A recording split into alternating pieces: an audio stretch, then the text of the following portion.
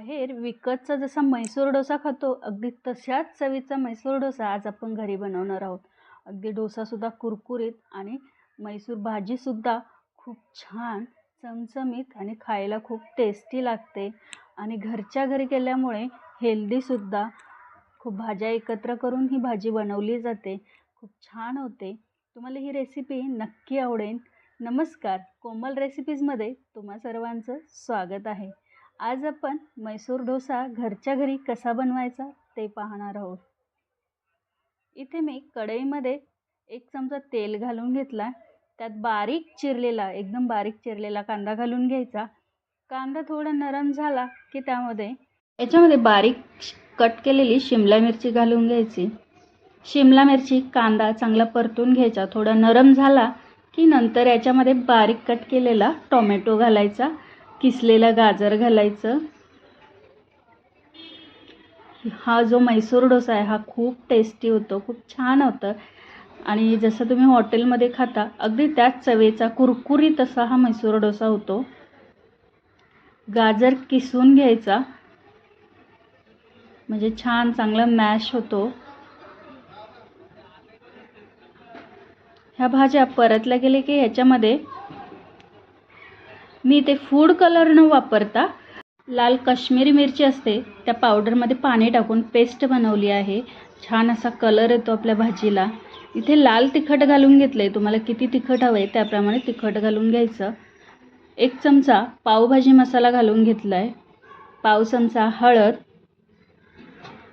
धना जिरा पावडर, थोडासा कुस्करलेला लसूण. खूप छान ही भाजी होते आणि कलर तर खूप छान येतो. फूड कलर वापरायची अजिबात गरज नाही. ह्याच्यामध्ये थोडंसं कोमट पाणी घालायचं. थंड पाणी नाही घालायचं. कोमट पाणी घातल्यामुळे भाजीला चव छान येते आणि भाजी पटकन शिजते. नंतर यात चवीनुसार मीठ घालून घ्यायचं.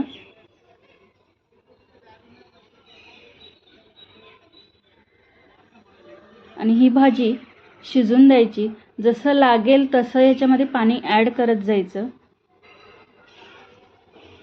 इथे मी जी बटाट्याची भाजी बनवली होती ती भाजी टाकून घेते 1 चमचा.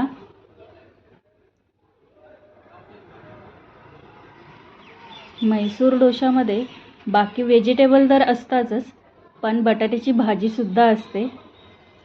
जो थिकपणा येतो तो ह्या बटाट्याच्या भाजीमुळेच येतो. मॅशरने चांगल्या भाज्या मॅश करून घ्यायच्या. हा डोसा नक्की ट्राय करून बघा. खूप छान होतो, खूप टेस्टी होतो आणि एकदम कुरकुरीत लागतो हा डोसा. खायला ही भाजीसुद्धा खूप छान होते.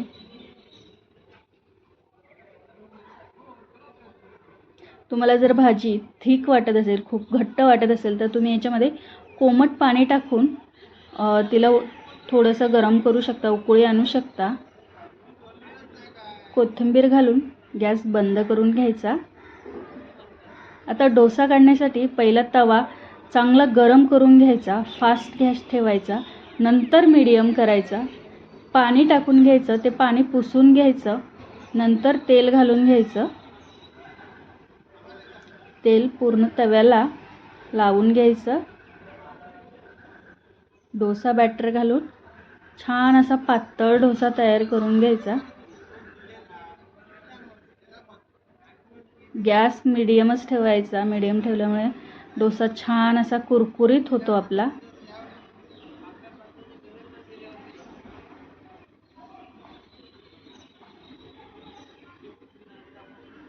डोसा ज्यावेळेस तयार होतो त्यावेळेस थोडं थोडं वरून तेल टाकायचं म्हणजे तव्याला चिकटत नाही. छान असा आपला डोसा तयार झाला आहे.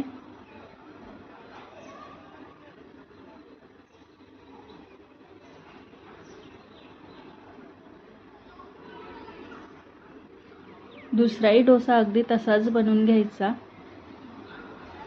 डोसे बनवताना गॅस मीडियमच ठेवायचा म्हणजे डोसे छान कुरकुरीत होतात आणि दोन्ही साईडनी चांगले भाजले जातात.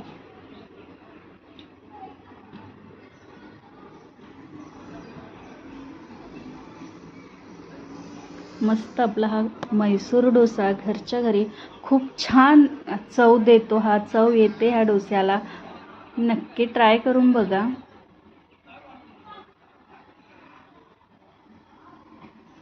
इथे आपला कुरकुरीत डोसा तयार आहे. म्हैसूर भाजी आणि लसूण खोबरं आणि थोडी कोथिंबीर टाकून केलेली चटणी खूप छान होते. तुम्ही व्हिडिओमध्ये बघू शकता डोसा किती कुरकुरीत झाला आहे. तुम्हाला जर ही म्हैसूर डोश्याची रेसिपी आवडली असेल तर नक्की लाईक करा, शेअर करा. सबस्क्राईब केलं नसेल चॅनलला तर सबस्क्राईब करा. थँक्यू.